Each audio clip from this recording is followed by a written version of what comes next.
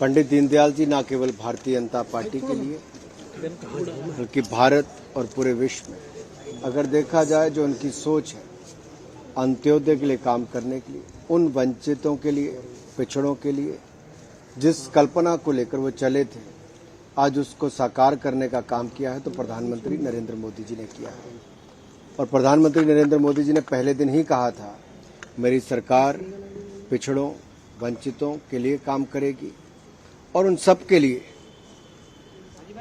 और अगर आप पिछले 8 वर्षों में देखेंगे तो गरीब के उत्थान के लिए जो काम हुआ है, चाहे रसोई गैस के सिलेंडर से लेकर बैंक खाते से लेकर पानी पहुंचाने की सुविधा से लेकर बिजली घर घर तक पहुंचाना, शौचालय से लेकर पक्का मकान बनाना, यही सोच जिसको लेकर भारतीय जनता पार्टी ने और जनसंघ के समय से, पंडित दीनदयाल उपाध्याय जी के समय से, जिसको लेके हम चले, सत्ता में आकर सेवा भावना के साथ काम करने का काम किया है। सच्ची श्रद्धांजलि पंडित दीनदयाल उपाध्याय जी को यही है कि उनके सपने पर, उनकी सोच को लेकर भारतीय जनता पार्टी आगे बढ़ रही है और देश के जो अंत्योदय वर्ग है उसके उत्थान और विकास के लिए लगातार काम कर रही है। सर, पंडित दीनदयाल उपाध्याय जी का जन्म जयंती मना रहे, पूरा देश ऑब्जर्व कर रहे हैं उसको। आपने देश की एकता की आपने बात की, लेकिन दूसरी तरफ कुछ नेता हैं जो ये कह रहे हैं कि प्रो पाक स्लोगन रेज करना भी एक मार्क ऑफ प्रोटेस्ट है, इसको जस्टिफाई करें। डिफेंस आरजेडी नेता शिवानंद तिवारी ने कहा है, शिवानंद जी ने, कि पाकिस्तान जिंदाबाद के नारे लगाना एक प्रोटेस्ट करने का इजहार, एक मार्क ऑफ प्रोटेस्ट तरीका है। बिहार में जब से सत्ता परिवर्तन भी हुआ तब से जंगल राज तो वापस आया ही है। जो रही सही कसर थी वो कुछ ऐसे बयानों से भी पूरी हो जाती है, जो देश के अंदर बैठकर भी देश विरोधी ताकतों के पक्ष में नारे लगाने का काम करते हैं। इससे बड़ा दुर्भाग्य क्या होगा। इनके खिलाफ तो जो कड़ी से कड़ी कार्रवाई हो वो भी करनी चाहिए और उनको पूरे देश से माफी भी मांगनी चाहिए। सर, ओवैसी जी ने बोला है कि मोहन भागवत मदरसों में जाते हैं, कुरान सुनते हैं, लेकिन क्या बिल्किस बानो से वो मिलेंगे, उनसे कह सकते हैं कि आपको हम इंसाफ दिलाएंगे? सबका साथ, सबका विकास, सबका विश्वास और सबका प्रयास, जिस मूल मंत्र के साथ नरेंद्र मोदी जी की सरकार चल रही है, समाज के सभी वर्गों को एक समान अधिकार देने का काम किया है। और अगर आप ये देखेंगे पिछले 8 वर्षों में सबसे ज्यादा लाभार्थी कहां पर हैं, तो आपको इसका पूरा जानकारी भी मिल जाएगी। और जिन लोगों के नाम पे कुछ लोग अपनी राजनीति करते हैं, केवल वोट लेने का काम करते हैं, उनके लिए कई वर्षों तक कुछ नहीं किया, उनके लिए भी ये सीधे तौर पर संदेश है कि हमने सबका साथ, सबका विकास कहा भी और करके दिखाया भी। हमें किसी का सर्टिफिकेट नहीं चाहिए कि किससे मिलना, किससे नहीं मिलना। ये देश सब भारतवासियों का है और सब इकट्ठे मिलकर देश को आगे बढ़ाने के लिए काम कर रहे हैं। सर, राहुल गांधी कहते हैं कि भाई इस देश में सिर्फ 5-6 बिजनेसमैन है जिनका मोनोपोली हो गया है देश में।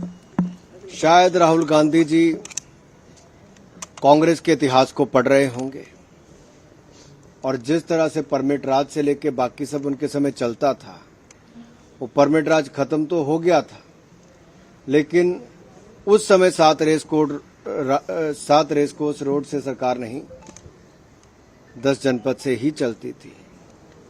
तो शायद उनको पता होगा कौन कौन कब क्या करते थे, लेकिन आज शायद वो उनको ये जानकारी नहीं, राहुल गांधी जी को, कि मोदी जी ने startup India, stand up India से लेकर भारत को एक स्टार्टअप नेशन बनाने के रूप में जो युवाओं ने काम किया है, वो स्टार्टअप से यूनिकॉर्न बनाने का काम देश के युवाओं ने किया है। और मोदी जी की सरकार ने जो नीति और कार्यक्रमों पर काम किया, वो आपदा के समय भी युवाओं ने आगे बढ़ने का काम किया। 100 से ज्यादा यूनिकॉर्न्स देश में बनी है। ये अपने आप में दिखाता है कि दुनिया के पहले 3 देशों में भारत आकर खड़ा हुआ है। राहुल गांधी जी न जाने कौन सी 5 कंपनियों पर नजर गड़ाए बैठे हैं। देश बहुत आगे बढ़ रहा है। सर, एक क्वेश्चन, जिस तरीके से बीजेपी और आरएसएस मुस्लिम से कनेक्ट बनाने की कोशिश कर रही है, तो उस पर ओवैसी ने कहा है कि जब वो इस तरह से मोहन भागवत गए मदरसों और मस्जिदों में, उसमें यूपी सरकार लगातार मुस्लिमों के खिलाफ फैसले कर रही है। सर्वे की बात है, वक्फ बोर्ड के सर्वे की बात है या मदरसों के सर्वे की बात है। देखिए, कुछ लोग धर्म के नाम पर भी अपनी राजनीति चमकाने का काम करते हैं, लेकिन शायद वो उन लोगों के हकों और हितों की बात भी नहीं करते। मुस्लिम बहनों को ट्रिपल तलाक से निजात दिलाई तो नरेंद्र मोदी जी की सरकार ने दिलाई। दुनिया भर के देशों में, इस्लामिक देशों में भी ट्रिपल तलाक से निजात कई दशकों पहले हो गई थी, लेकिन भारत में कुछ लोगों ने वोट बैंक की राजनीति के चलते मुस्लिम बहनों को ट्रिपल तलाक से न निजात दिलाई, न उन्होंने कानून में कोई परिवर्तन किया, न उस और कोई ठोस कदम उठाए। वो सारे के सारे काम मोदी सरकार ने किए। और जैसा मैंने पहले कहा, शौचालय से लेकर पक्का मकान, बिजली से लेकर बैंक खाते तक, मुफ्त में अनाज से लेकर जल तक और रसोई गैस का सिलेंडर तक, ये सारे भी अगर एक समान अधिकार, चाहे मुस्लिम हो, हिंदू हो, सिख हो, ईसाई हो, तो नरेंद्र मोदी जी की सरकार ने दिए हैं। लेकिन कुछ लोग आज भी धर्म के नाम पर अपनी राजनीति को चमकाना चाहते हैं। उनका काम केवल उतना ही है। इस बात का विरोध क्यों? अगर सरसंघ चालक जी मिल रहे हैं तो इसका तो स्वागत होना चाहिए। और ये पहली बार नहीं, ऐसा बहुत बार भारतीय जनता पार्टी से लेकर राष्ट्रीय स्वयंसेवक संघ भी हो तो कोई जाति धर्म के आधार पे वो काम नहीं करते। वो तो देश के लिए और दुनिया का सबसे बड़ा नॉन प्रॉफिटेबल ऑर्गेनाइजेशन कोई कहा जाए, उन्होंने तो सदा काम किया। चाहे 1962 का युद्ध था, 1965 का युद्ध हो, 1971 का युद्ध हो, उसमें भी योगदान देश के अंदर भी अगर किसी ने किया, सबसे बढ़ चढ़कर किसी ऐसी संस्था ने जो देश दुनिया के उदाहरण हो तो आरएसएस है। इससे तो बाकियों को प्रेरणा लेनी चाहिए और इस कदम का तो स्वागत करना चाहिए। सर, इस पर दिग्विजय सिंह का कहना है कि पीएफआई पे तो कार्रवाई हो रही है, आरएसएस बीएचपी पर सरकार कब कार्रवाई करेगी, क्योंकि ये भी उसी तरह का ऑर्गेनाइजेशन है दिग्विजय सिंह के अनुसार। दिग्विजय सिंह जी के बड़बोलेपन करके ही शायद कांग्रेस की हालत हुई है। जो ओसामा जी कहना शुरू कर दें और जब वो आतंकवादियों के खिलाफ कड़ी कार्रवाई की जाए और ये उनकी रहनुमाई के लिए लग जाएं, तो अपने आप में आप समझ सकते हो किस दिशा में ये लोग बात करते हैं। वोट बैंक के लिए किसी स्तर तक गिर सकते हैं। हमें तो भारत को और मजबूत करना है और भारत को राष्ट्रीय सुरक्षा, चाहे आंतरिक हो या बाहरी सुरक्षा की बात करें, उस दिशा में लगातार काम हुआ है।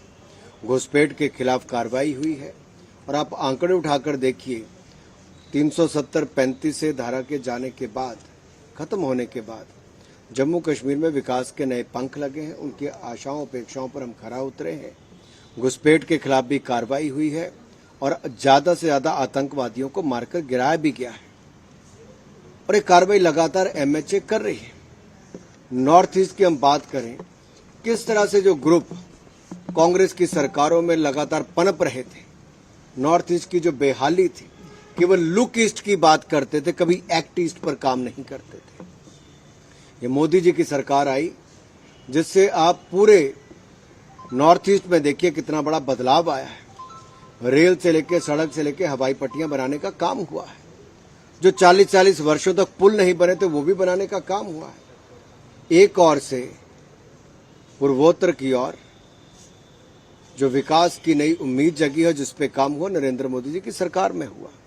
तो ये लोग तो जो पहले की राजनीति करते आए, ये भारत जोड़ो तो नाम की यात्रा है, ये तोड़ने में कसर कोई नहीं छोड़ते जिस तरह के बयान देते हैं। नमस्कार, मैं हूं मानक गुप्ता। अगर आपको हमारा ये वीडियो पसंद आया हो तो इसे लाइक और शेयर जरूर करें और हाँ, हमें सब्सक्राइब और फॉलो करना ना भूलें ताकि आप देश और दुनिया की कोई खबर मिस ना करें। तो जुड़े रहिए हमारे साथ और देखते रहिए News 24।